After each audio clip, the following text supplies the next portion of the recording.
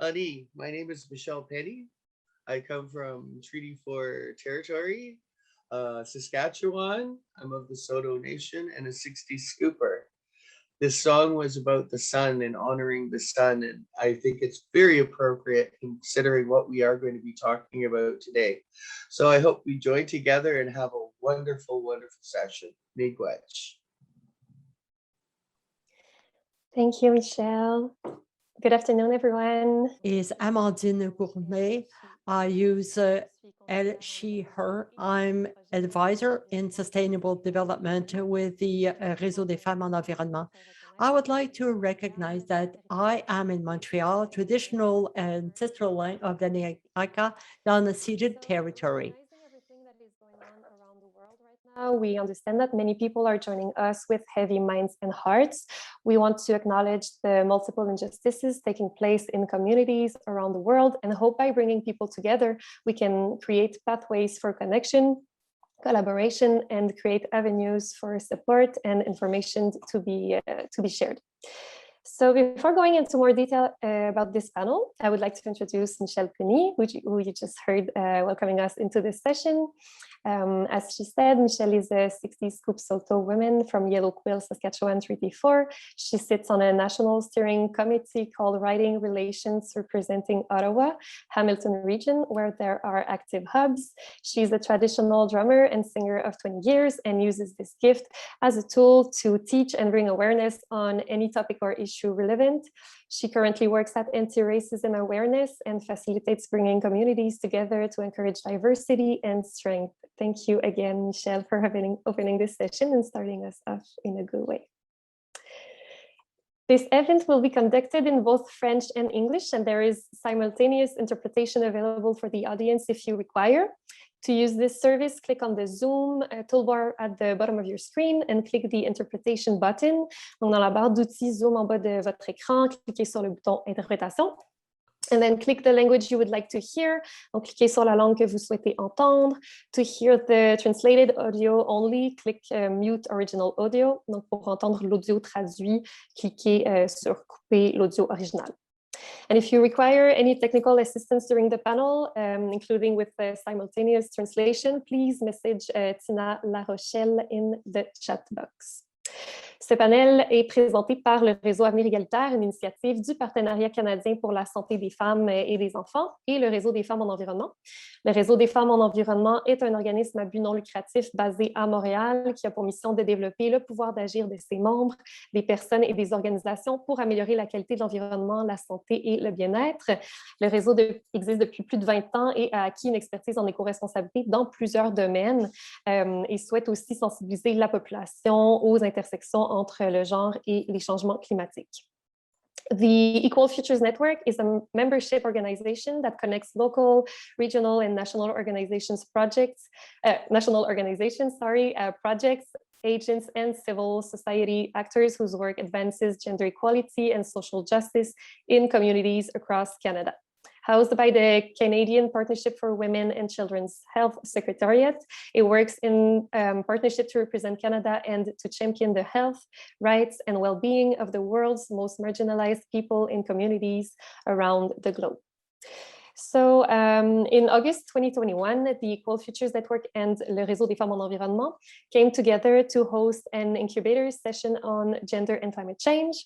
And while unpacking this topic with our members, we found that there were some key areas of conversation that warranted a deeper dive. In particular, an intersectional climate response, the intergenerational youth-led movements, the English-French divide, and unpacking existing gaps in research and data.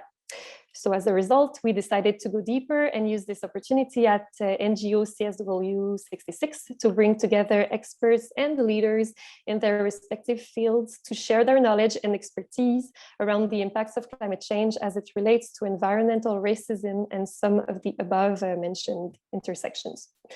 Our goal with this panel is to highlight the different ways that climate change is intertwined with global patterns of inequity and how this impacts broader social, political, health, gender issues, and propose a way forward for a more just, inclusive, and intersectional global climate response.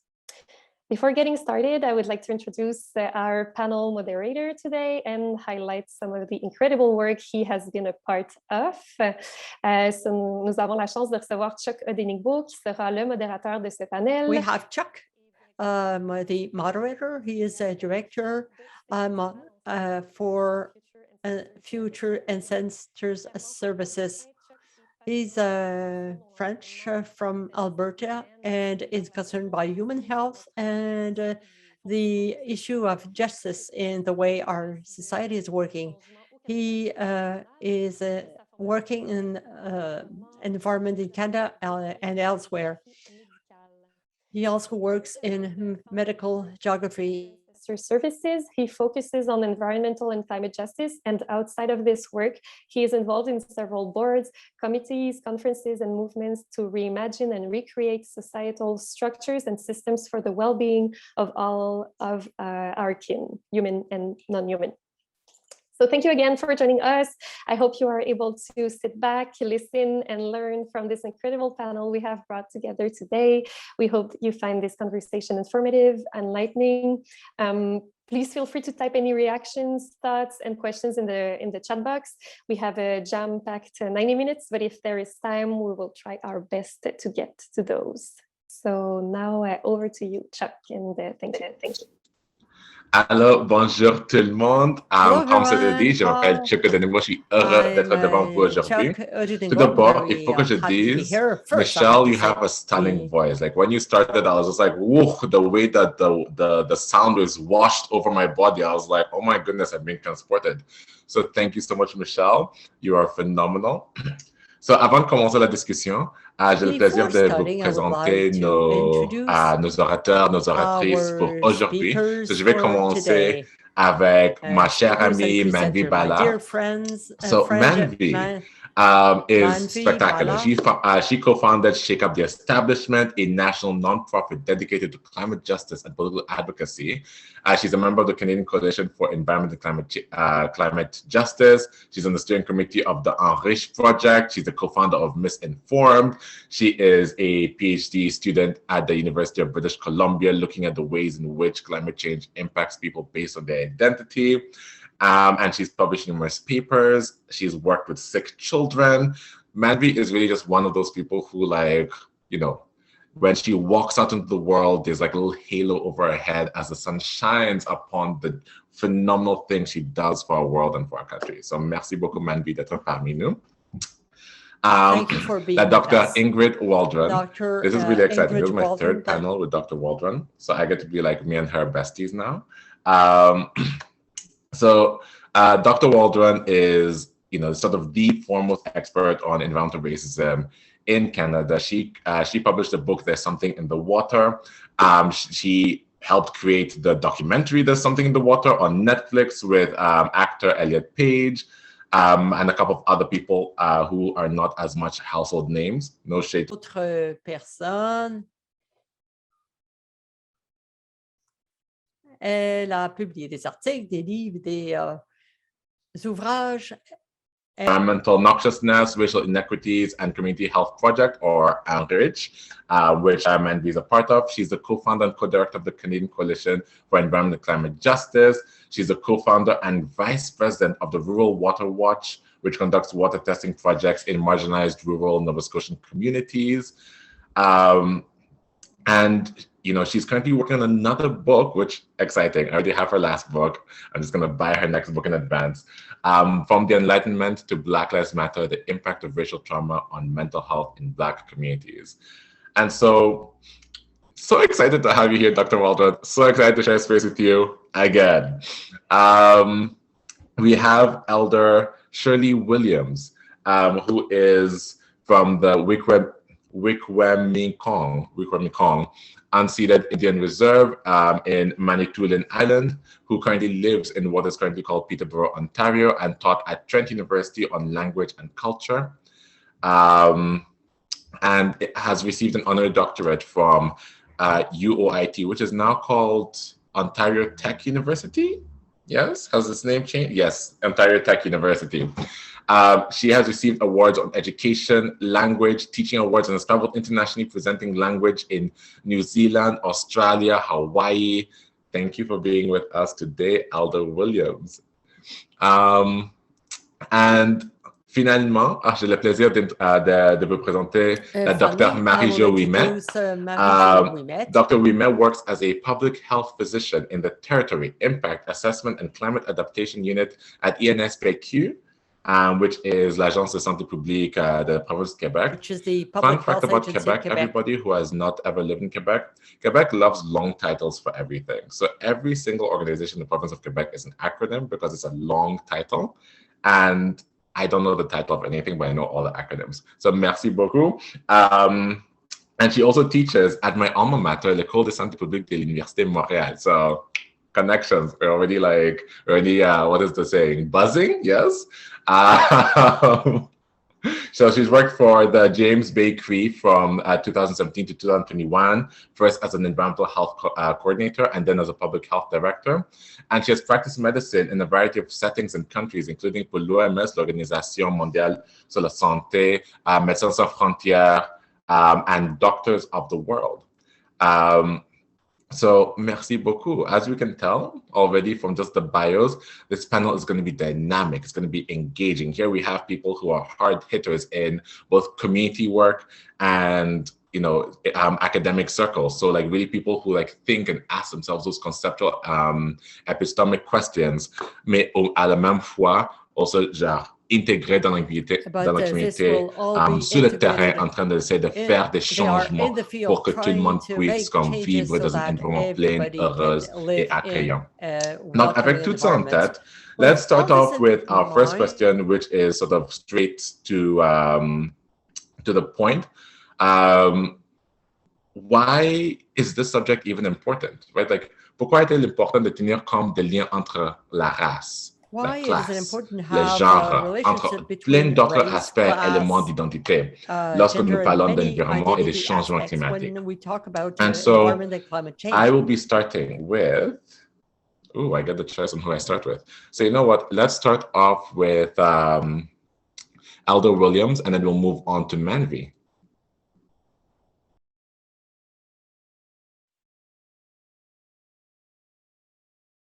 Elder Williams, you are on mute.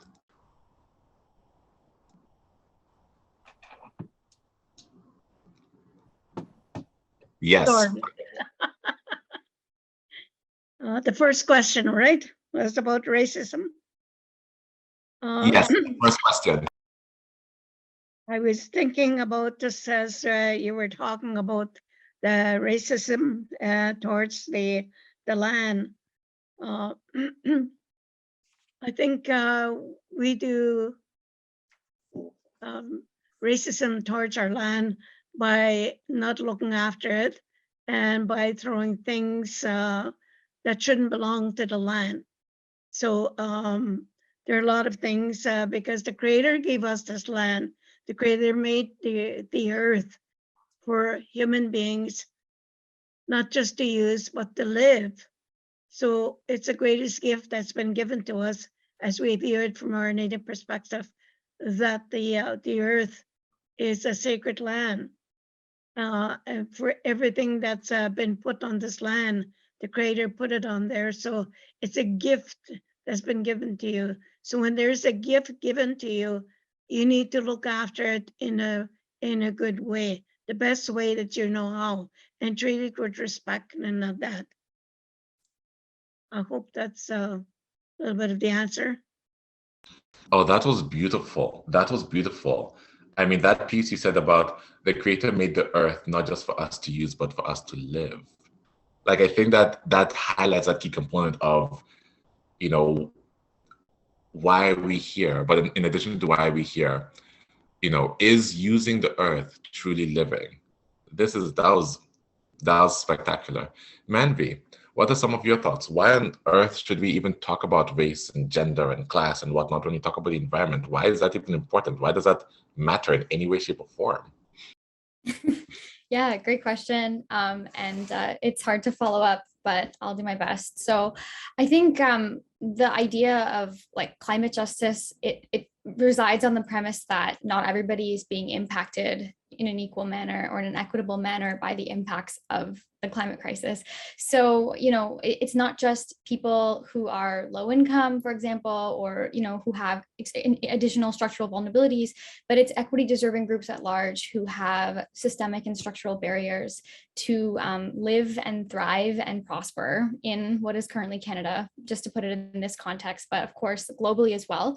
And I think that the issues of class, race, gender, I guess they're not issues in and of themselves, they just exist, but they become, you know, social justice issues because within the power structures and within the larger society, there is this presence of inequities and disparities that exist as a result of oppression and exclusion, you know, with histories of colonization and, you know, the use of systems like capitalism where we benefit profit over people and make decisions with that lens, we tend to see that certain groups are systematically disadvantaged or excluded or abandoned.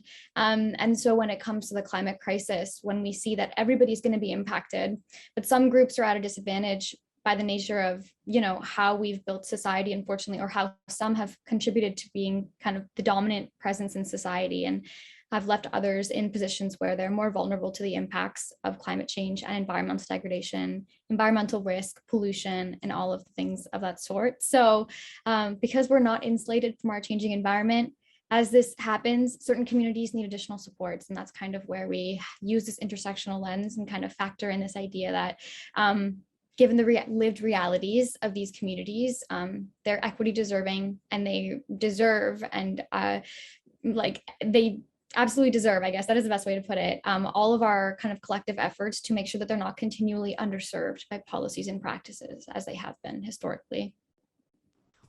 Oh, merci beaucoup, Manvi. And you know, that provides a really nice transition to Dr. Waldron. Could you give us an overview of the state of environmental racism in Canada?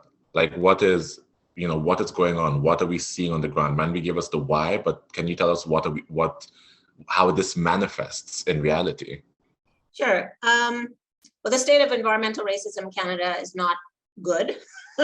And we see cases of environmental racism probably almost in every province. I'm not familiar with every single province, but probably in every province, there's some aspect of environmental racism where we're using the land in poor ways.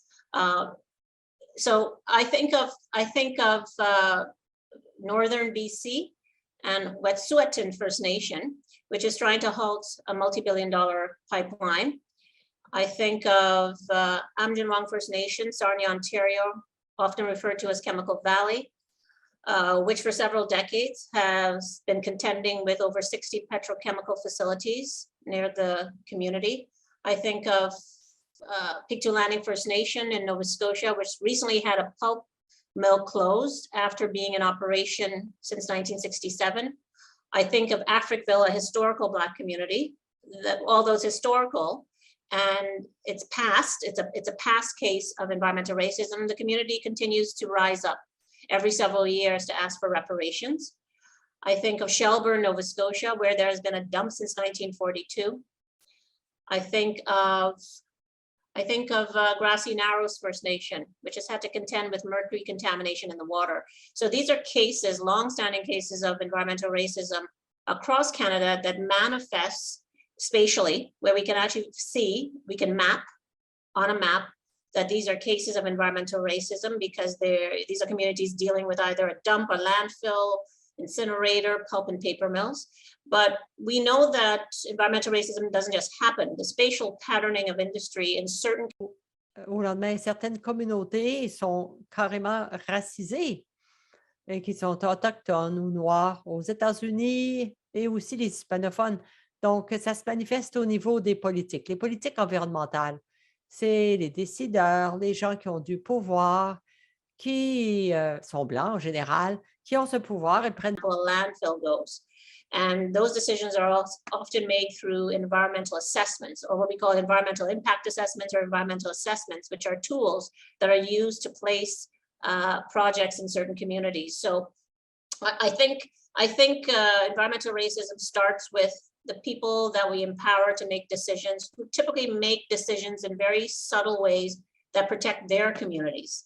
Right? And I don't think they're necessarily saying, well, let's harm those communities. Maybe some of them are, but I don't think it's that obvious. It's more like, well, we're not going to put it in our community, which is the white elite community or the white community in general, because we are concerned about that community being harmed, maybe by cancer, etc. So it starts with environmental policies. And I think interventions have to be made with respect to environmental impact assessments and how they're conceptualized, how we conceptualize Indigenous issues, particularly how do we bring in Indigenous epistemologies and knowledges into impact assessments, because we know that Indigenous people have a different understanding of the land. You desecrate the land, you desecrate me, you desecrate my community, you harm my community. In Western knowledge, we don't see that connection between land and spirit and body. So I think we have to unpack how different communities understand in holistic ways the mind, the body, the spirit, and the land. And I think the interventions need to be made at the stage of environmental impact assessments. So, you know what, let me actually follow this up with a different question. Given the state of environmental racism that you've given, I want to argue that it's just because people are poor. Why don't we call it environmental classism? Why are we calling it environmental racism? Is that for me? Yes. Because the people who are poor are typically racialized. Right. So when we look at the issue of intersectionality, race, gender, and class, and also rurality or living in an isolated area, they're typically people who are low income and racialized simultaneously who are impacted, because in Canada and the United States, racialized people, non-white people are disproportionately poor. So when people have said to me in the past, certainly when I started the project, why are you making this about race, Dr. Waldron? Don't you see it's about class? I would say to them, why can't it be about both? Why are you separating them? They come together, they work in unison, right? So, but also it's the fact that in Canada and the United States, people who are poor are disproportionately racialized. And the reason why it's about race is because we have to ask also, why are racialized people poor? Then we've got to go back into history. We have to talk about colonization. We have to talk about slavery. We have to talk about the past, even though people don't want us to talk about the past. The reason people are poor now is because of slavery, because of colonization of Indigenous peoples. And those issues remain in many ways. So when people say, pull up your bootstraps, people have to understand that it's very difficult to pull up your bootstraps if the policies aren't there to help us do that, right? So it is a racialized issue because people are poor. Certain people are poor, and we have to ask, why are they poor? Because of policies that the Canadian government imposed on certain individuals that sustain poverty in many ways and make it very difficult for them to come out of poverty. Ah, ça c'est formidable. Merci beaucoup. And maybe I'm That's actually going great. to add on to that is the piece around, the class piece. So in recognizing that, poor white communities do sort of get impacted by, landfills and whatnot, negative environmental consequences. So effectively what we're calling environmental racism.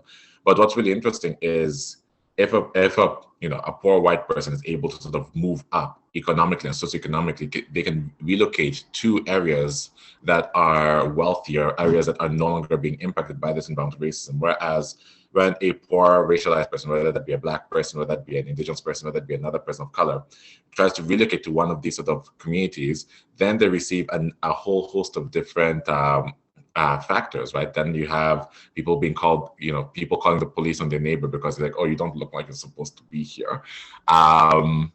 Thereby so the race element follows one around despite socioeconomic status, whereas the class element will only follow around the poor. But like once they are able to like sort of rise above the poverty, then sort of they're able to sort of escape that. So that's another sort of piece to add. Merci beaucoup, Dr. Waldron.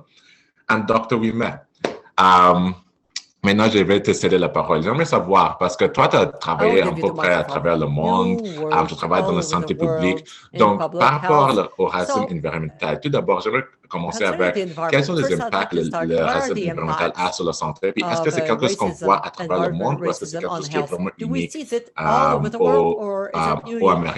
en Amérique du Nord, donc le Canada, les États-Unis? Canada, US. Well, to begin, I'm a practitioner in public health. We conceptualize health determinants in a very large way, and environment is one of the key element in health, and that's in every society all over the world. And racism as well is largely recognized as a health determinant. What is interesting is that now, whether the GIEC, the intergovernment group and experts on climate, or the WHO, or even Health Canada, it is recognized also, it's a consensus. All pressure structures like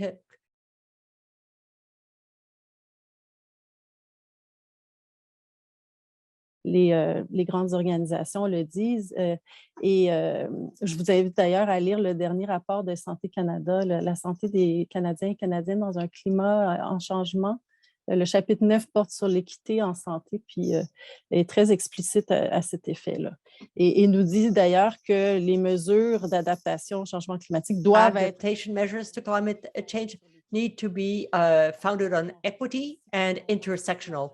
We recognize that we need more analysis reflecting the intersectional nature of vulnerability to climate. Intersectionality is named. Pressure structures are named. It says that we have to work upstream on these structures. I don't know if it answers your questions, but maybe in a practical sense, you don't need to go very deep to see that racist groups and Indigenous people are more vulnerable to unhealthy environments. And Dr. Waldron said it well. If we think about the quality of drinking water in Indigenous environments and food safety and so on, I can talk about housing conditions in north of Quebec among the Inuit and Cree people. And closer to me here in Montreal, I'll live in Montreal. Immigrant populations, I do some inspections when I'm invited to do it, and I cannot even describe what I see. So these are all health determinants, and it's related to this intersectionality between income, class, and many other factors. As far as climate change, we can see, well, we don't need to look very far away. We can see that impacts of climate change can be seriously felt among many people in the South and also Indigenous people in the North here in Canada. Merci beaucoup. Merci pour Thank you cette very réponse much. compréhensive. Donc, Thank you maintenant, for this pour le public comprehensive qui nous est en answer. train de Now, regarder, on for comprend à peu people près, on a and la même attendees, fondation, là. On comprend we have the l'importance same d'avoir cette basis. discussion-là. We On comprend understand l'état the importance actuel of this de discussion, racisme the current environnemental au state Canada. On comprend les impacts sur la santé. of Et on comprend le environmental fait que ça, c'est racism, quelque the chose impact on health. mondial.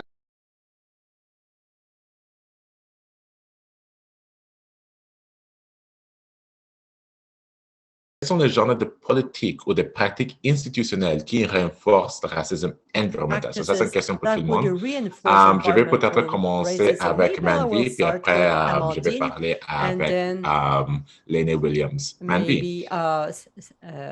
Mrs. Williams and Amandine or Yeah. Manvi. Yes, Manvi, go ahead. Thank you.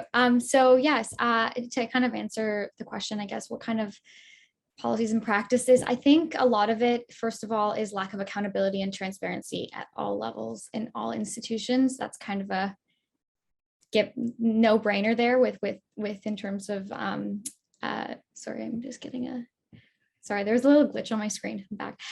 Anyways, so yes, lack of accountability, transparency at all levels in all institutions. There also is within these stakeholder consultation type processes, a lot of the time they're kind of tokenizing. They don't necessarily get, a wide array of individuals or experts. They don't necessarily favor, again, that idea of profit over people. They tend to favor, we've seen examples, like you'll see Flint. It is an American example. We have similar examples in a Canadian context as well. But you'll see that like decisions will be made about, city planning, municipal services, or just the general infrastructure, of a city or a living kind of area, and it'll be made to favor sort of the fiscal side, the money side, and then in the impact on the local communities, there is often not a part of the equation, or it's just not of high value. And I think to me that underscores this idea of who do we see as valuable. Like racial capitalism will kind of highlight that idea that, going back to the points mentioned earlier with class and race, it's not just that, it is even the idea that your racialized status devalues you in the presence of, white dominant structures. So the communities, whether or not, like you said, like both of you said actually previously, but the idea of like it follows you is very real, because the communities themselves are seen as, if you're not producing enough capital, you're not valued as much, right? So essentially, like even communities that have heterogeneity to them, the degree of racialized status will always follow that community and devalue it in the eyes of this idea of racial capitalism, which is really prevalent. And I think the idea, coming back to that kind of institutional policies, practices that reinforce this all is underlined by, like Dr. Waldron said, the decision makers. But again, it isn't just representation. It's also this idea of like, when we do those stakeholder consultation processes, whose knowledge systems do we actually validate? And do we only validate them in the perspective of Western science? So like, for example, there's an example with the biodiversity. There was a paper that came out that said biodiversity prospers under Indigenous stewardship. But did we need Western science to tell us that? Could we not have validated that as its own thing? But right now, the power structures then are kind of vested in these Western ways of knowing, the settler government, and this idea of, institutions, academic institutions, of which I'm very much a PhD student right now and entrenched in, very dominant in Western science perspectives, and that's kind of seen as the expert and the authority. So when it comes to, like Dr. Waldron said, these environmental assessments or chemical risk analysis, or sort of these processes by which we generate data, or we even just try to make conclusions about an issue, or drive policy, science for policy, it's all coming from those perspectives. So there's just a greater need to generate knowledge from diverse viewpoints, and to also remove power that's vested in these structures and kind of diversify that power away from, I don't want to use an academic word too much, but like the hegemonic norm, like the idea of like this collection of power is in the Anglo-white Euro Western way of being. And we need to kind of divest from that. And I think that's so important. I'll kind of end off on this, particularly considering the global context. We are very North American centric. Of course, we're in what is currently Canada now, but this is an issue that, there are no borders with climate crisis. It affects everybody. And a lot of the time it's affecting the people and nations that have the least kind of agency over the direction of how it's heading, so I think that it's really important to consider how actions here are going to have ramifications across the world for all these peoples who, again, should not be paying the price for what a majority of the rich countries have contributed towards exacerbating and leading to. So, yeah. Merci beaucoup, Manvi. Well, Elder thank you very much, Williams, Manji. through your experience, you've had experience in many sort of like Western educational institutions, Trent University, whatnot, and you've flown around the world. What policies and practices have you seen or witnessed or experienced that contribute to environmental racism? You are on mute.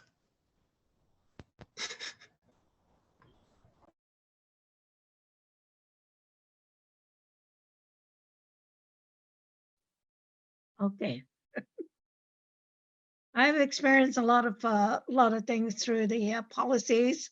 For the First Nations, there's always policies made on behalf of us, not us. We didn't make those, because under the Indian Act, we are controlled by the policies that other people make for us.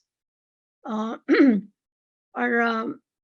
belief, we're talking about water and air and some of these things, the elements that the Creator gave us, they were gifts. And I wanted to tell you that how I got started about the water issues was when I was a little girl, 8 years old. We used to go fishing. Our main food was fish, so we used to go fishing for our dinner, and along with my father. At that time, as we didn't have motorboats, so what he did was he used roared oars to move on the water. And then one day he said to me, he says, "Donis," he says, "look, listen." And he says, the water and the wood are speaking together. Their spirits are speaking together. When I began to listen, I could hear the water and the wind and blowing, splashing against the boat, as if they were talking to one another. It depended how fast they moved and that. That's what brought me the concept of that there was something very sacred with the water and also the wind. And when we went fishing, and then we were fishing, and I was naming all kinds of things because we didn't have toys or anything. And I was looking at the bottom of the lake, telling him what I was seeing, telling him stories, what I was seeing at the bottom of the lake, because it was so clear. And then all of a sudden, there was water started to move, and there was a big boat that went by, a motorboat. And then he says, "My daughter, look."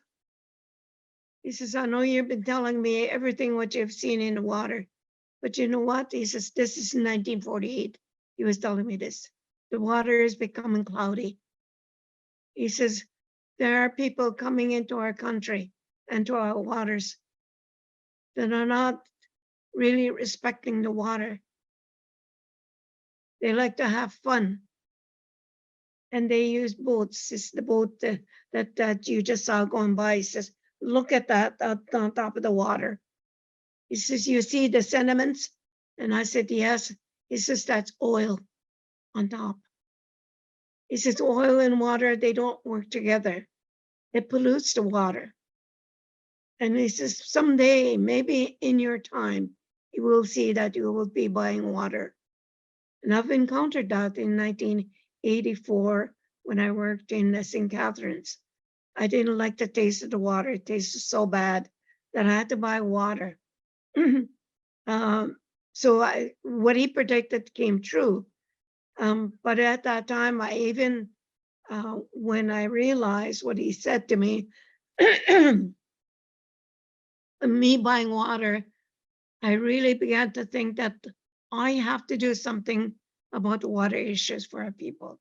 So I began to really pay attention to how much water I was using, what I'm putting in the water, and all of that. That started slowly, But even today, now, there's a movement, because I'm a translator for the Union of Ontarians, and there are people talking about water issues. The First Nations communities, the water was being polluted. The fish, the metamatid disease was coming into our communities because of the logging industry, polluting the water, washing the wood, and you know, for cleaning the wood, they would just put it into the water without any concept that the consequences of what that water might do to human beings. We need water because we believe as First Nations that water is sacred. When we do ceremonies, we bless the water because water is alive.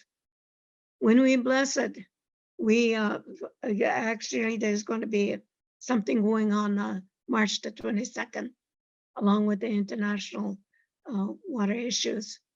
Along with that, we always have done something 4 times within a year to bless the water. Not just 4 times a year, but whenever we had ceremonies, we bless the water. What it nourishes us, so we ask the Creator to bless our minds so we can make a right decision. And also to cleanse our bodies so that we can walk with that spirit. And our hearts so that we can love one another as human beings. To clean that heart so that we can love one another as human beings. And we can love that water. And when we bless the water, we sing a water song. And the water song is about telling the water how much we love it, how much we honor it. And we give thanksgiving for what it does to us. When we are sick, we need water. We have to have clean water. So in thinking about working with the water, every year in the spring on Mother's Day, we do the water walk in this area to bring awareness about the water issues that are happening in Canada, and also all the lakes and rivers. So when we bless the water, we just don't bless the oceans or lakes or anything like that. We bless streams, little streams, lakes, big lakes, oceans. And elders have told us that don't put anything in the water that does not belong it, in case it'll harm other people. So we believe that there are 4 elements that the Creator gave us. One is fire, and fire transforms us. Air moves us. Water shapes us, because when we are born, we are created right in the water. And because of that, we believe that that sacred water where we are created is also very sacred. And the earth heals us. So whenever we are sick, we go to the earth to talk to the earth, the trees and the plants and everything. So I think I'll end with that. So miigwech for saying this much. And the last thing I want to add is that the policies really affects us as First Nations. All First Nations really live right near water. We're here where I live, about 9 miles from here, or 9 kilometers from here. The First Nations is surrounded by water because they go fishing. They use water as transportation and many other things. But that water is polluted. They can't even go and get the water to drink it from there. And they don't have water facilities structure. They've been crying for 25 years to ask the government to bring infrastructure for cleaning water to their communities. And it was only this year that there's money that was promised to them so that they can make a clean water facility and have water, in the houses and that. Miigwech. Oh, those are some really powerful words. And that story you told about about chatting to your father and your father being like, look, the water is getting cloudy. You were telling me everything you're observing in the water, and now the water being cloudy, and one day you might have to buy water. This sort of speaks to how dynamic I think dynamic Indigenous knowledge is. And I think this is something to sort of highlight is oftentimes in English, we tend to say traditional ecological knowledge. En français, on a l'habitude de dire le savoir traditionnel, tout en oubliant le fait que le mot traditionnel, ça donne l'impression que c'est ancré dans le passé. Mais il faut qu'on reconnaisse que ça, c'est un savoir qui est toujours en pleine évolution, pleine dynamicisme avec la culture qui a créé ces connaissances-là. Et donc, ça fait en sorte que les connaissances est en pleine évolution, pleine croissance, et toujours en train d'être comme applicable à notre présente vie. So, that really sort of highlights the applicability of it. But in addition to that, I like how you were talking about learning from the water, learning directly from the water, learning from the trees, learning from quite literally nature. And that piece you said, and policies made on behalf of us and not by us, right? So it speaks to one of the reasons why policies are harmful. And this touches upon Dr. Walden's point earlier as well, about how it may not necessarily be intentional to create situations around racism, but that in creating policies without talking to communities who will be impacted by those policies, and not just communities, without also learning from the non-human entities that will be impacted by those policies, we then make mistakes in our policies that inherently harm certain peoples and certain non-human peoples as well. Thank you so much, Elder Williams. So, maintenant, pour les deux docteurs sur le panel avec nous, Dr. Walden, Dr. Wimet. Ma question pour vous, et maintenant qu'on a bien compris en effet les impacts des politiques sur la création de circonstances de situations de racisme environnemental, quel est le rôle de la collecte des données dans la lutte contre le racisme environnemental?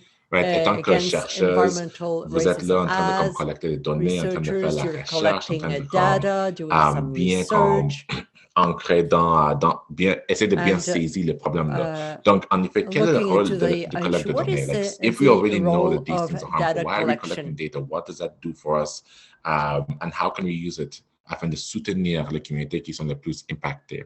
So, Dr. Wimet, je vais commencer avec toi, puis Dr. Walden, Dr. Wimet, will talk to you first.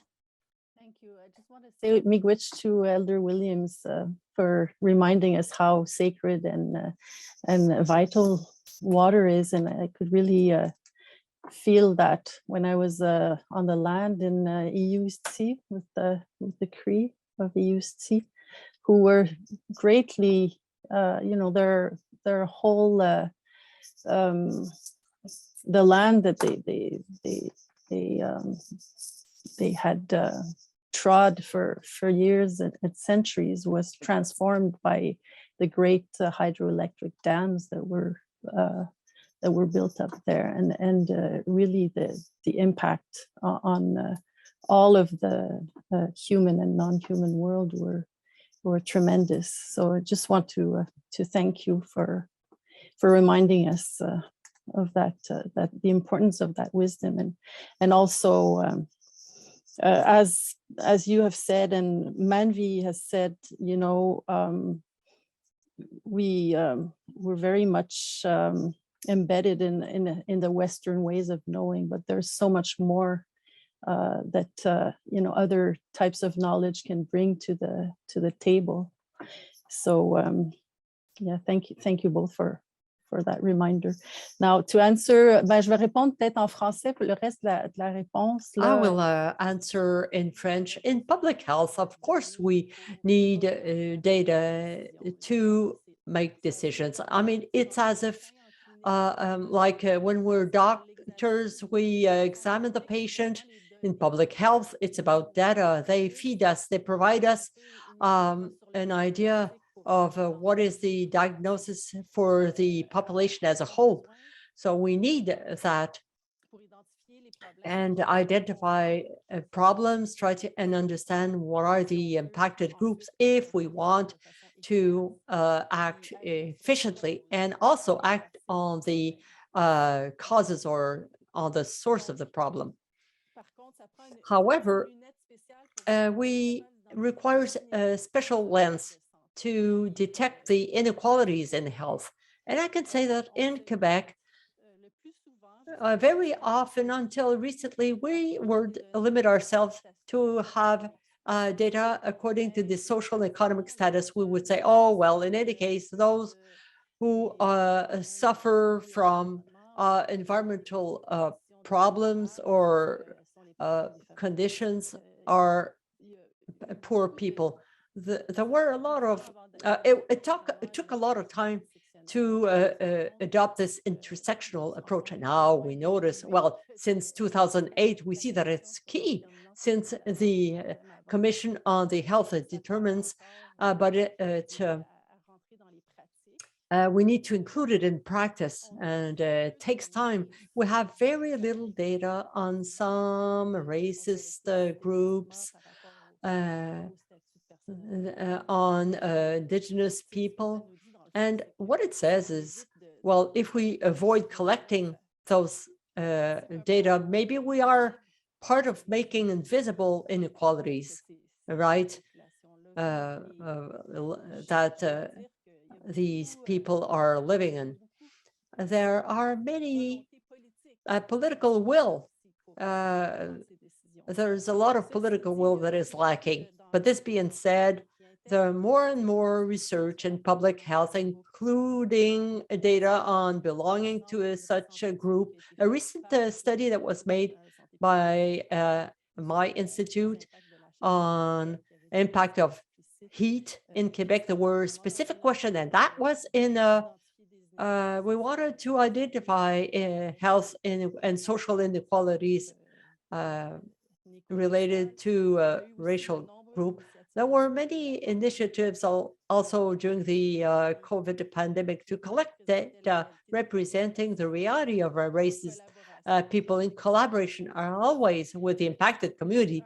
I mean, one of the obstacles in the back, we were told, well, preventing collecting those data, oh, we didn't have the tools to avoid the stigmatization, or now we know that there are ways to do a thing with the explicit participation of communities themselves, so that relevant data can be collected. And also the collection should be done by these people, and they should decide how results will be ethically disseminated. In line with what Elder Williams said,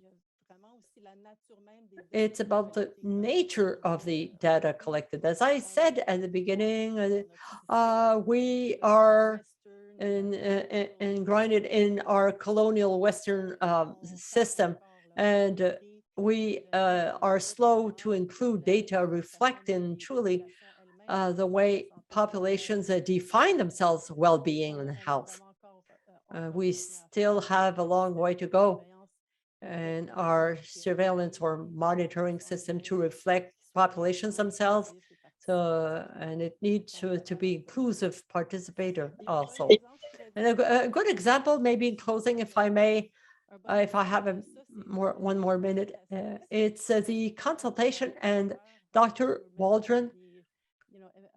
Impact assessment process and the consultations that are held. So the James Bay and Northern Quebec Agreement for the populations of the Cree and Inuit of Northern Quebec has a very participatory and inclusive framework. But despite that, the tools that are used are still often not well adapted to the needs of the people.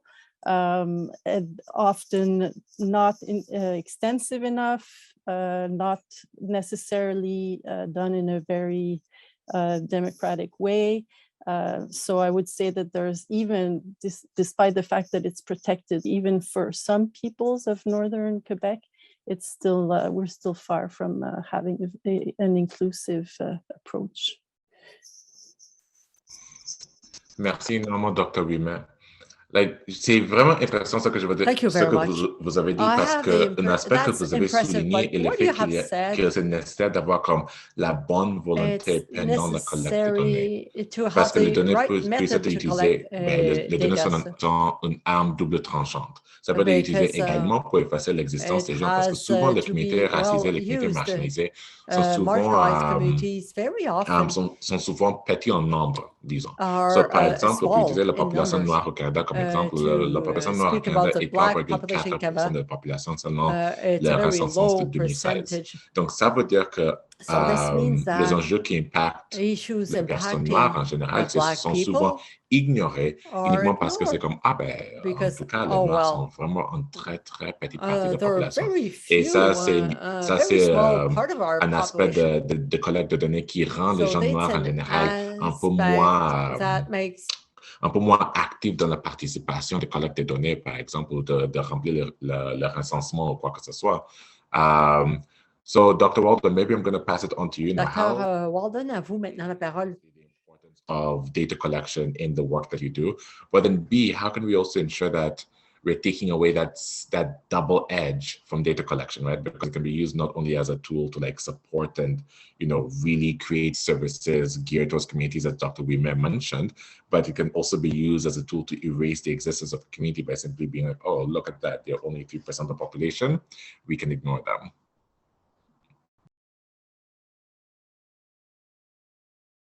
You are on mute. Yeah, we need policy everywhere, not just with respect to environmental racism and climate change, but we know that in Canada federally, we have never collected race-based, or what we call disaggregated race-based data. COVID kind of changed that, where I think it was Montreal, Manitoba, someplace else, Toronto Public Health started collecting race-based data with respect to COVID. But federally, we have not done that. So in Canada, we can't say, similar to the United States, we can't say Black men suffer from higher rates of prostate cancer, the way they can say that in the United States. And I think one of the reasons we've never done that is because Canada doesn't think there's any inequities. But also, if you start to collect data, you're going to find the problems. And Canada doesn't want to find the problems. You find the problems, then you got to do something about it. But I think we're on our way to doing that because of COVID.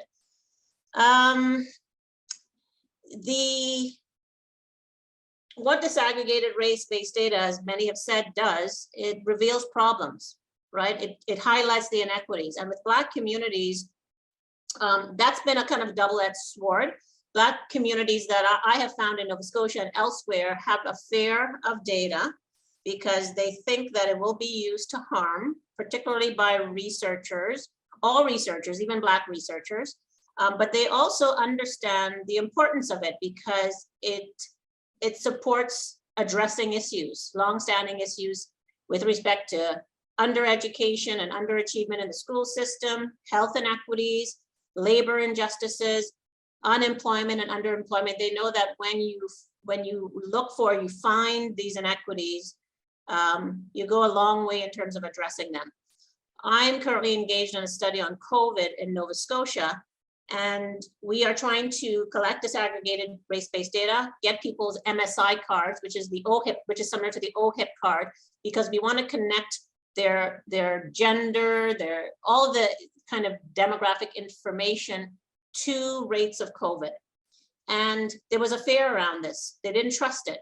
I'm not leading this particular COVID study, but the person who's leading this particular COVID study got responses back from the Black community saying, why are you asking us for our social insurance number? Which is not what we ever did, right? We were asking for their health card number. So we realized that there's a mistrust, even when the researchers are Black, because we are Black doing the study. And there is a history of researchers and other people harming Black communities when they collect data, to harm them, whether it's directly or indirectly. So it is a complicated issue because of lack of trust. And I think the first step really is gaining trust. And one of the things that we're doing with our COVID research is we conducted these trust building interviews to look at the issue of trust in your government, trust in research, trust in data collection. So it's kind of a long process of building trust in Black communities to educate them about how it can be supportive, how it can address longstanding inequities, and to kind of erase the mistrust that they've had with researchers in general who have come into their communities, taken information, went away with the information to never come back. That's why it's really important to do community-based research as opposed to traditional typical academic research when you are dealing with racialized communities. You want to come back with the information. You want to develop authentic relationships with these communities. And it has to be community engaged where they are leading these projects. So with our COVID study, we're trying to get them to lead this information, for them to collect data. We hired people from the communities to collect data from the communities that they belong to, because the people we hired are known in the community.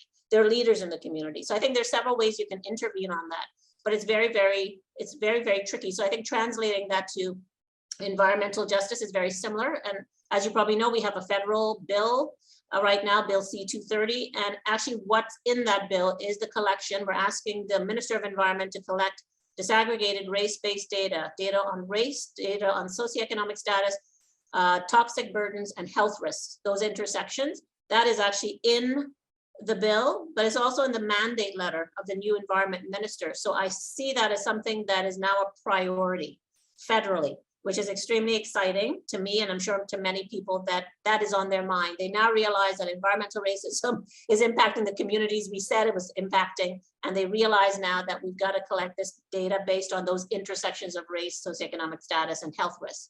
So I think we're on our way in Canada, for the most part.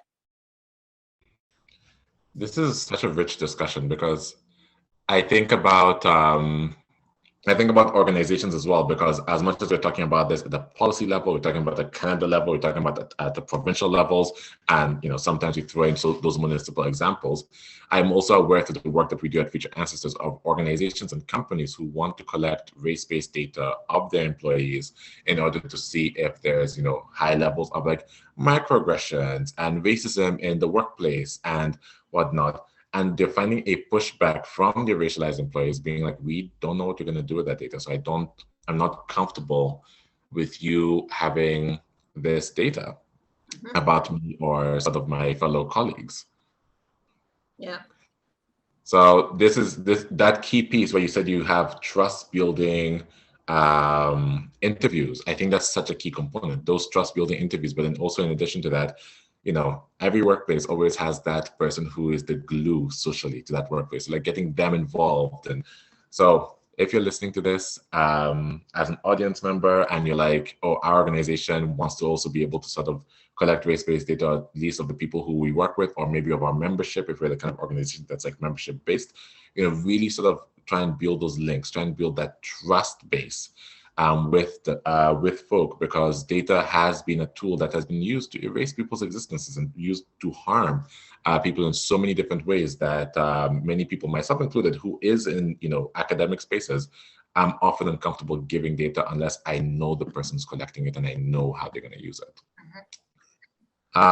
So let's sort of transition into our next question, which is now sort of moving towards a future piece. Right, so we've talked about sort of the state of environmental racism. We've talked about links between the past and the present, or at least we've alluded to those links between the past and the present. And so, I think the next question is sort of, where do we go from here? Now that we kind of have discussed the issues, now that we kind of know what the issues are, what do we do next? Where do we go from here? What do we need to do? And especially sort of considering that a lot of people who are listening to this are people who are in nonprofit spaces, people who want to do better and who want to do good things. And so, what advice can we give them within sort of the power that they hold? And so, Manvi, I'm going to start off with you because you do run an organization that is a non-for-profit that tries to do things in these spaces. What advice do you have? What's working for you? What's not? What are you aiming to do? Hit us up. Yeah, thank you so much. Yeah, this has been such a rich discussion. I'm like mentally noting down so much. So thanks for all the contributions so far. So one of the things that I wanted to mention before time ran out, because there's so many things that you can kind of approach just to answer this question. One thing I wanted to mention, though, is almost like a bit of an homage to Black feminist tradition, which has offered us the critical lesson of creating spaces for joy amidst all of these very hard issues.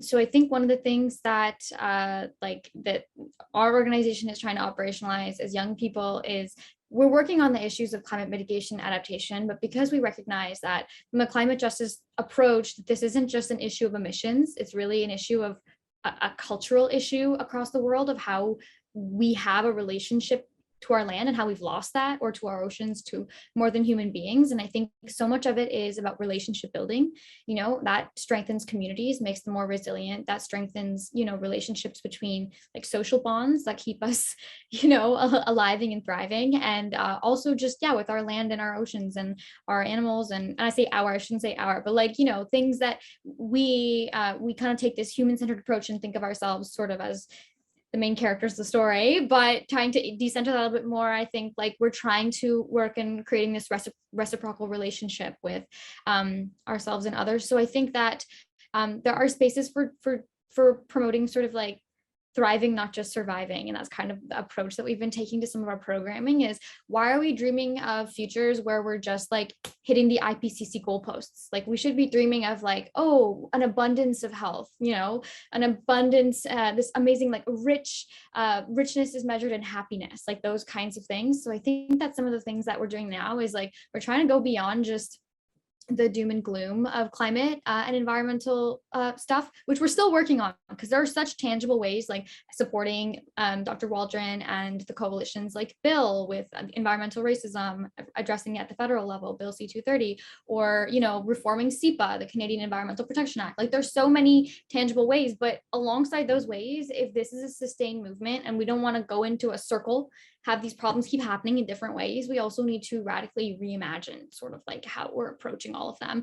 And that is a culture shift issue. So that's something that I wanted to mention is where do we go from here? Is my organization has been grappling with this since we founded in 2019. We were thinking, where do we go from here? Because we're all young people trying to figure this out. And first we did start off sort of that Western science approach, because that's what we knew and we were trained to do. And growing in the space, all of us can agree on this point now. I think that that is no longer the framing that we take. We think of climate change as not just an issue on its own, it's a symptom of a larger series of disease systems, basically. And I think in that framing, the radical work that needs to happen is actually challenging some of those things, so we don't find ourselves in the same problem again in a different package, So yeah. I like the way that you frame that, because as someone from Alberta, climate change is still sort of a hotly debated topic as to whether it's even happening. And one of the reasons it's so hotly debated is because when we talk about climate change, it's a secondary problem, as you just said, Manvi. It's not the primary problem. And so because it's a secondary problem, there's no way for us to directly tackle it. Unless we create some sort of weather machine that can actually change our climate, there's no way for us to directly tackle climate change. And so what we try and do is we try and tackle sort of the primary symptoms that collectively create the circumstances under which climate change happens. And part of those primary systems are sort of racism, and not listening to Indigenous peoples who have lived in this land since time immemorial, and discrediting those systems, the ways in which we build our cities and urbanization. All of these different things contribute towards creating climate change. And so we need to tackle these issues in order to tackle climate change. And so sometimes climate change seems very overwhelming for so many people, and we see eco-anxiety in people because they're busy thinking about, how do I tackle this massive, overwhelming issue that I can't actually directly tackle, when we need to start talking more about the primary circumstances that lead, that collectively create that secondary issue. Merci énormément, Manvi. Dr. Ouimet, je vais te céder la parole. Encore la question est comme, on va où maintenant? Donc, maintenant qu'on a discuté de l'enjeu actuel du racisme environnemental, on a discuté, on a fait des allusions au passé qui a créé les circonstances qu'on voit aujourd'hui. Qu'est-ce qu'on devrait faire pour avancer de bonnes manières vers un bon avenir, en effet? Effectively. In the same way as I said previously, the COVID pandemic highlighted inequities, and we started to change our practices in public health, and Waldron said it, to be able to better name racism and structures that perpetuate inequities. climate change give the same opportunity to highlight inequities related to colonization and systemic racism. I totally agree with Manvi. Radically reimagining and about the climate crisis being just a symptom and not, we can't just correct climate change with, technical solutions and, reducing greenhouse gas emissions. I think environmental justice and climate justice have to be at the heart of everything that we do. And because climate change is, above all an issue of social justice and racial justice. And as long as we don't frame it that way, then we're just going to perpetuate the inequities. But I think we have a lot of, there's a lot of opportunities that the climate crisis is bringing forward. There's a lot of opportunities to improve health also with adaptation and mitigation measures, and to improve social justice while doing it. So I think we have to use all the leverage that we have and just go ahead, create, new allies and go forward with this frame that we've been discussing. Merci beaucoup, merci beaucoup. Also, I need to reveal Manvi's big secret. Manvi speaks French, y'all. Just so that we're on the same page. Manvi speaks French. Elle est là en train d'agir comme elle parle français. Just like, she looks like she doesn't understand French. Oh, no, I don't. Okay. No. Dr. Waldron, from your perspective, where should we go from here? I know you do a lot of work on the ground. So what kind of support would you love to see from, especially NGOs and nonprofits, but then also from, individuals and, communities? What kind of support would you love to see in the work that you're doing on the ground? I guess I'll distinguish between environmental racism and climate change. For environmental racism, I want some support for the bill. I want it to be the first federal environmental racism bill in Canada. I want us to be leaders, seen as leaders on that. I don't think there's ever been one in the United States. I want us to be true leaders, and there's so many easy ways to support that. All you have to do is join the campaign. You could also go onto my Enrich website, and I have everything laid out for you. Not press release, but letter writing campaigns, tweets. So I want to see more of that happening. I think much of this starts in the school. I think the school curricula is problematic. Elementary school, middle school, high school, universities. I think we need to change the curricula. I think we need to embed not just sustainability, because sustainability often misses the mark with respect to talking about power and colonialism, but we need to have courses. We need to have information in our curricula on environmental racism, on the histories of Mi'kmaq and other BIPOC people, on capitalism. We need to connect these issues. So the curricula, and that's a long process, but since young people like Manvi are our future leaders, they're going to take up space in government. Well, I shouldn't say take up space, take up good space in government. People like Chuck, the young people right now who are learning in our high schools, the 14-year-old is going to be taking up positions of power, and they will benefit hopefully from a curricula that's very different from the people in power right now. That's not their fault, the people in power right now. They didn't benefit from that kind of schooling, and I didn't either. I wasn't taught about racism when I was 14 years old. So I think we really need to transform the curricula to start talking about these things, so we give young people the intellectual tools to work with these issues. But with respect to climate change, I think what's missing, and what I'm seeing, is that climate change scientists and climate change advocates keep screaming, but we're not hearing. They keep talking the language, the scientific language of greenhouse gas emissions, all important. I will never say that those issues are not important, but those issues get to the head and they do not get enough to the heart. With climate change, we need to get to the head and the heart. And I think what's not happening is that BIPOC people who are most impacted by climate change do not see themselves in the issue. So for me, the challenge now is not to talk endlessly about greenhouse gas emissions. We know, we get it. We know about it, we get it, thank you. We need to find ways to get Indigenous and other marginalized communities to understand how climate change impacts them specifically. How does it impact them on the ground? For a lot of these communities, they have other things that they're dealing with. So for many of them, it's like, so what? What do you want me to do with this? I'm trying to put some food on the table. How is this meaningful to me? We've got to get them to understand that there will be an impact on themselves, on their families, and in their communities that they love so much. So it has to be a kind of culturally responsive actions that we need to take so that these communities see themselves in the problem of climate change. We know it impacts them. We know from research it impacts them more. But how do they see themselves in it? This is something I tried to do when I was in Nova Scotia with a climate change workshop. I had never kind of veered into climate change before. That's the first time I have to say I've ignored the topic of climate change up until then, which was last year, March 2021. And I did some climate change workshops in the Black community in Shelburne as a way to get them to see themselves in it. And many of them didn't want to come to the workshop. Some people said, I don't know what climate change is, not interested. And it was challenging. Once they got there, after the workshops, they said, we want more, because the people that I hired to do it, I didn't do it because I don't know too much about climate change, but I hired people to do it. They were able to get them to see how it impacts them specifically. And now they say they want more. So I think that's what's missing, is the heart. We don't need the head too much. That's been taken care of by the climate scientists. We need Indigenous people, Black people, to really invest in climate change, to understand how it impacts. I think Indigenous people have that already. But I think for me, the problem is with Black people. I'm just not seeing, I don't even see Canadian research on Black people and climate change. I tried to look for it and I haven't found any.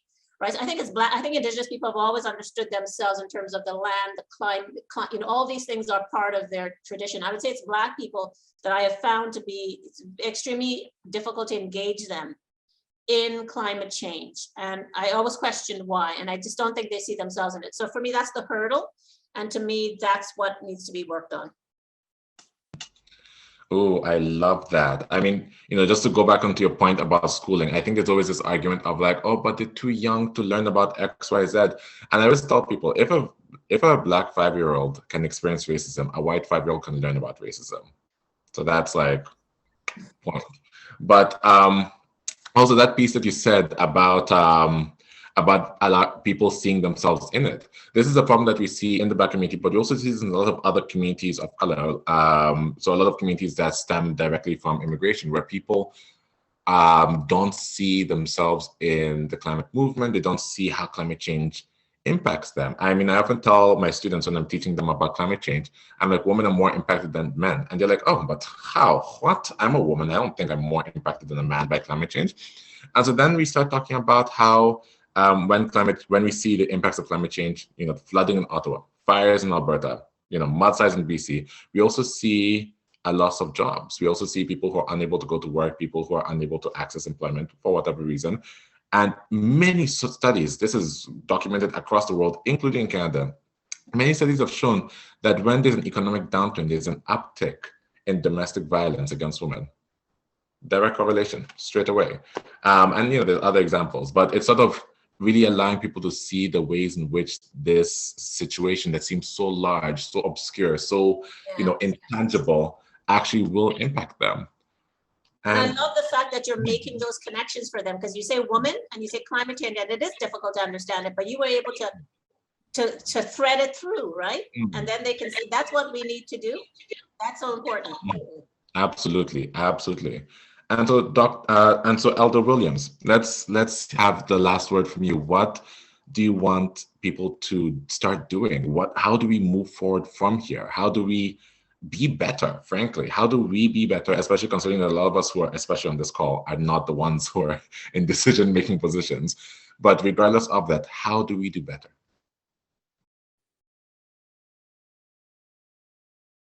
How do we do that? Well, I've been thinking about it. How do we just continue educating our people and convincing them, you know, the state of our environment right now. The earth is telling us something. The earth is, you know, with this COVID sickness now. Well, it's still, the earth is telling us something, that there's sickness in the air and it's pollution. You know, if you breathe it and you get sick. And we have to believe that the answers are in the land. This is what the elders tell us, that the answers are in the land. So if the answers are in the land, we have responsibility to take care of the land, to take care of all of these things that have been given to us by the Creator. We need to decolonize our minds to say that the water is here forever and ever. We can use just as much as we can without the consequences. We need to think that the water is not going to be here forever. It'll be here forever if we look after it. We are in this together. And if we can convince people not to put or pollute the water in any way that they have been doing, to look for other sources, how we can do that, and then we can move on. But even to believe and to respect the water, to respect the land, and to love it, and to take care of something that's been given to us by the Creator. There's a lot more that I wanted to say, but I'll leave it at that. I think you got the logistics of what I'm trying to say, to tell you that we are all in this together. Black, white, red, white people, we're all in this together. It doesn't matter what color we are. We are human beings, and we need to work together. And we got to stop saying that, if First Nations, are telling the world or the city hall or mayors or political leaders, this is what's happening. Well, they call us terrorists. Well, we're not terrorists. We're only telling the people this is what's happening to us, to help something in whatever you can do. You have the right to say so in your political arena. And it'll benefit for all human beings. It's just not just for yourself. It's not just for the elites, but it is for everybody. The Creator gave us this land.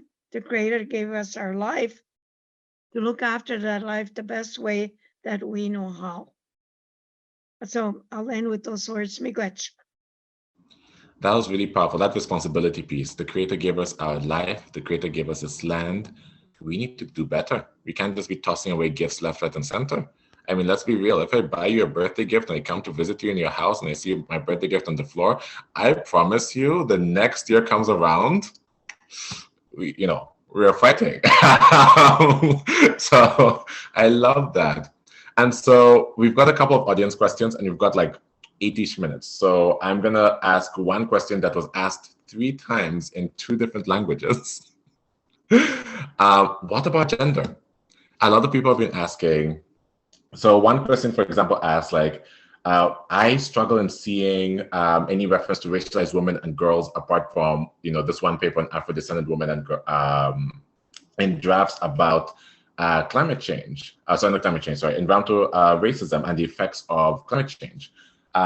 Quelqu'un d'autre a dit, ma question est la suivante. Jusqu'à présent, vous semblez ne vous pas référer aux questions de genre.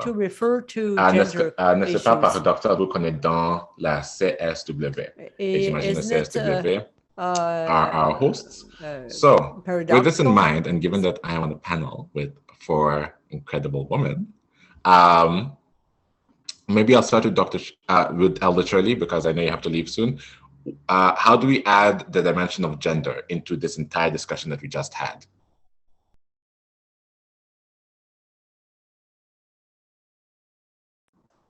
Elder Shirley? Sorry, Elder Williams. I'm so sorry. Can you repeat the question again? I was busy doing something here. Absolutely. So basically the question is, how do we incorporate gender? So yeah, gender into the conversation that we just had. Oh, the gender. Well, really, there's really no gender in our First Nations communities. Men and women work together. Each of these roles, men and women, they have roles. When we do the water walk, the men their role is to protect us. The men, their role is also to carry the eagle staff to protect the women that are working for the water. the women are the carriers of life because we give birth. And that sacred gift is only given to women for about 20 years. That is that we produce. So with all of these that, we work together. So we need to work together with all the different peoples, men and women together. We are in this together. It's not women, but it seems that the women are the ones because they have home responsibilities, homey things to do. We need to work together. It's just not just only one gender that has that responsibility, but we all do. But our men don't seem to hear that are in the politics. So I don't know. We need to work together to really get them to listen to us, what we are saying. When they listen, things will change for the better. I was going to say something else, but I better not. Oh, but I heard you loud and clear. We are saying we all need to work together, but men just don't listen. So men need to listen more. I love that. And the way everyone else is just nodding as if it's like, yes, we all know this. And I'm just here being like, oh, well. I'm going to pass it off to Dr. Waldron. How do we incorporate gender into the discussion we just had? So gender, race, environmental racism, how do all of these sort of factor into each other? Well, gender is implicated in both environmental racism and climate change. So the first way I see gender as being implicated in environmental racism is that I'm sure everybody has noticed that women are the ones who are on the front lines. I was talking about this in class today with my students. Why are women on the front lines of environmental racism, justice organizing? We can see that around the world. I have seen that in my work. And I remember an Indigenous woman saying to me, Ingrid, this is not a burden to us Indigenous women. This is what we see as our role. We don't see it as a burden. We are life givers. We reproduce, obviously. So we see ourselves as caretakers. We are water protectors and land defenders, and that is our role. Our men help us in other ways, but this is our responsibility. So that Indigenous woman clarified that for me, because before that I was like, even with the Black women on the front, I was like, where are the men? I'm like, what psychic toll is this taking on these Black and Indigenous women where they keep going and going and going, and it must be difficult. But then she explained it to me and I understand it. With respect to climate justice, there has to be a gender lens. I go internationally when I discuss this and I say that when you look at countries where, so we know that gender is a social construction, and when gender is a social construction, it means that there are gendered roles, right? So for example, gendered roles for men and women. And in certain countries, I say certain African rural countries, women are responsible for sourcing fuel, getting water, getting the food. And simply their role in society as women exposes them to climate change impacts simply based on their responsibilities in the home, in the workplace, and society in general. So if you have women who are in the front lines of collecting food and water and sourcing fuel, they're going to be exposed to climate change in very specific ways, in a way that men aren't impacted. So I think that's the case everywhere, but it's highlighted in countries that are developing countries, often in terms of the kind of sometimes rigid gender roles that men and women take on. So women have to be involved in climate change adaptation and mitigation. Their experiences need to be heard and embedded in our policies, which typically isn't happening. But I would say it's women, I would say it's gender, but it must intersect with culture and region and nation and social class and poverty and all these other things. But it's very much implicated in all of these issues. I guess we just haven't touched on it a lot during this discussion. But when we say that we need an intersectional lens, we are including gender in that. Merci beaucoup, merci beaucoup. Et Dr. Ouimet. Thank you very much. And Dr. Ouimet. I think the key word here is intersectionality, and then Dr. Waldron said it, and you said it also before, how, precarity that's brought on by extreme weather events will, most often impact women. I would say maybe in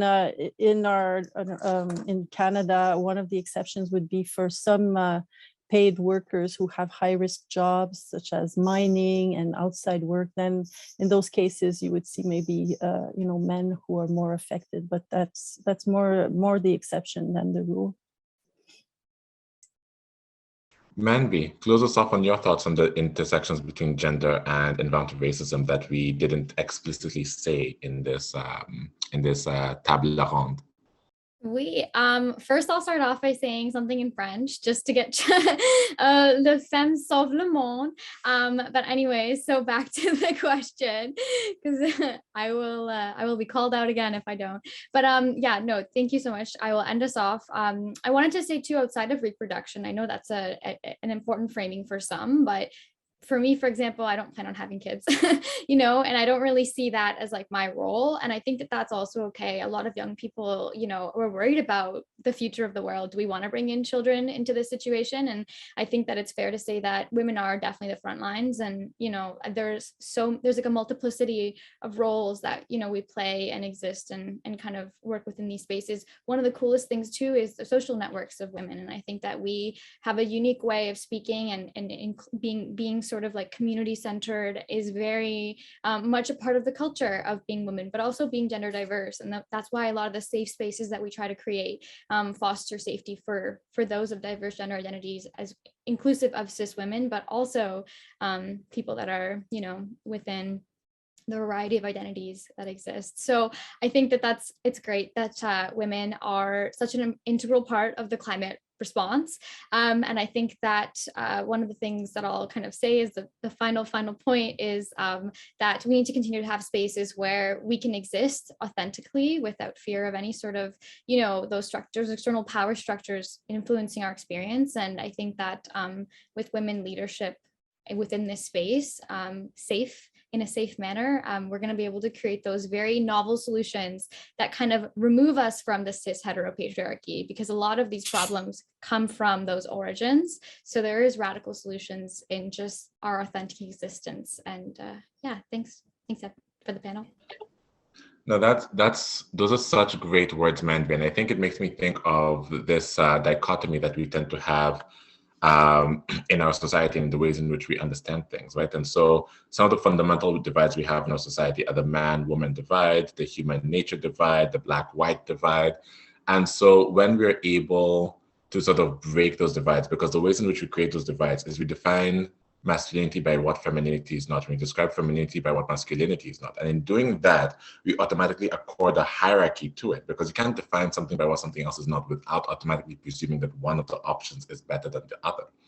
And so in doing so, we then hinder... Nous avons donc...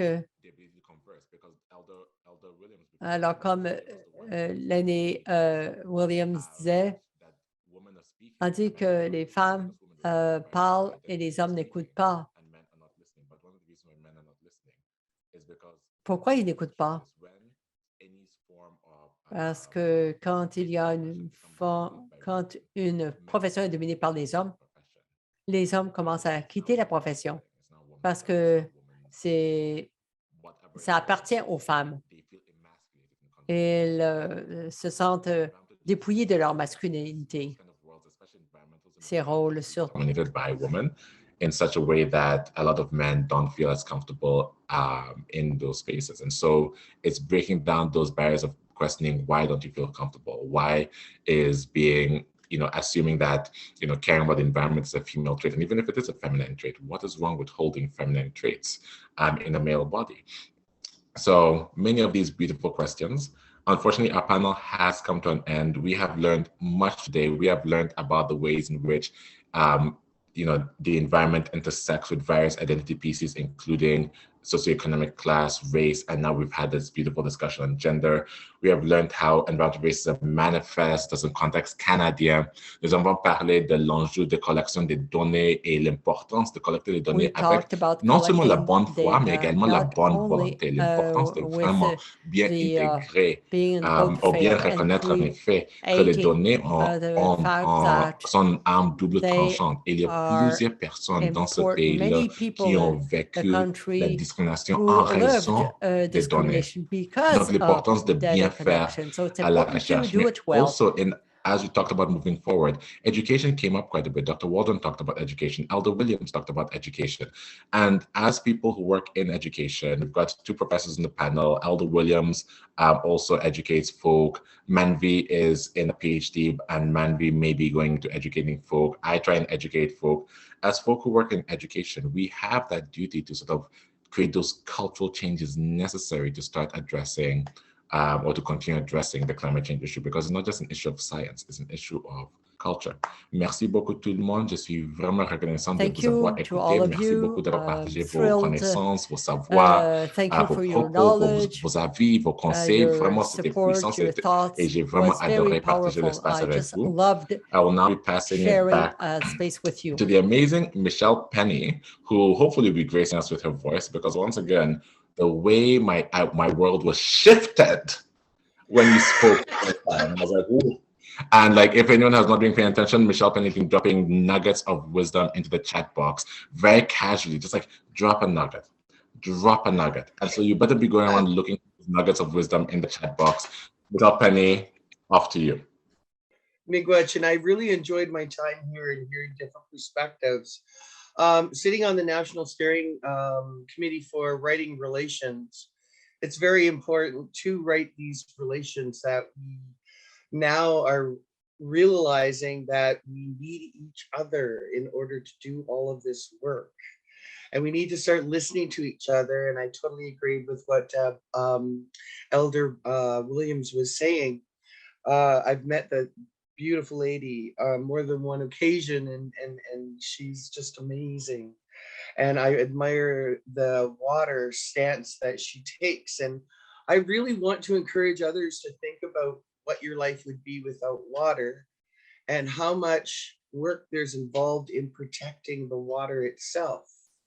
Because when we get that water healthy, things are going to heal. That's what clean water is all about. And that's what our whole life is all about. We can't live without it. And I think that's a huge emphasis, and people really need to start hearing what that means when they hear beautiful elders like Elder William talk about stuff like that, and the walks she takes around the lakes to protect that water, and the amount of people she gets involved, because she doesn't do it by herself. Many community members are with her, well, and others in spirit who watch this happening that she does every year.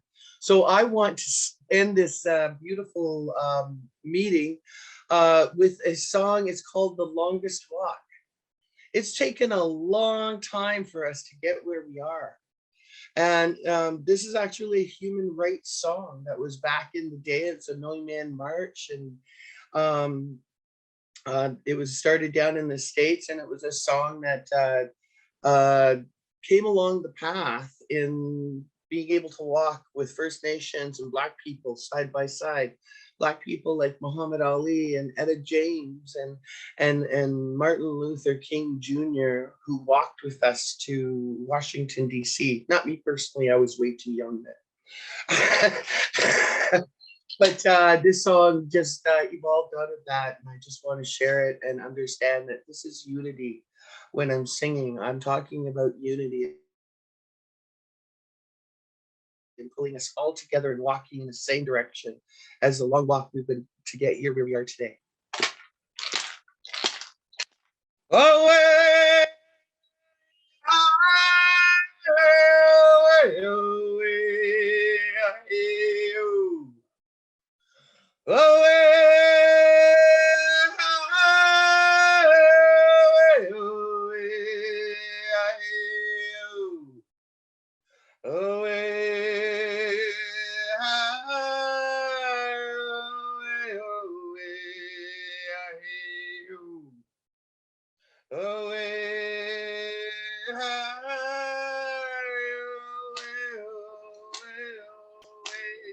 yeah, hell. Away,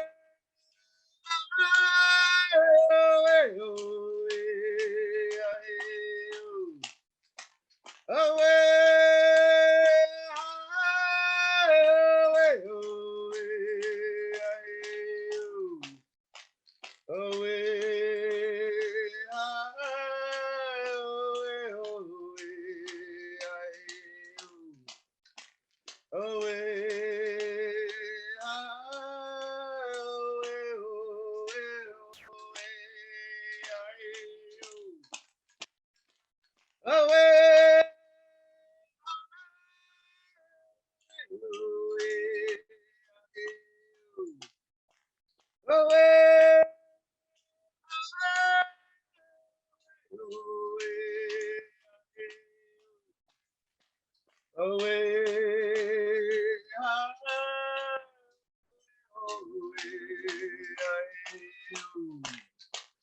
away.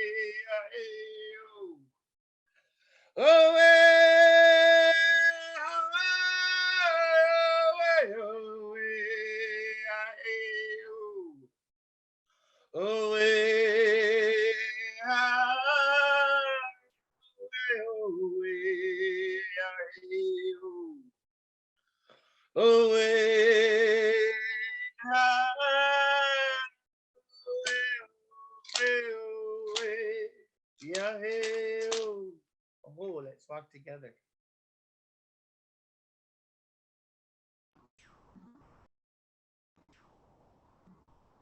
Oh, amazing. Okay, I'm going to pass it off to the leaders of, to our event hosts to let us all go.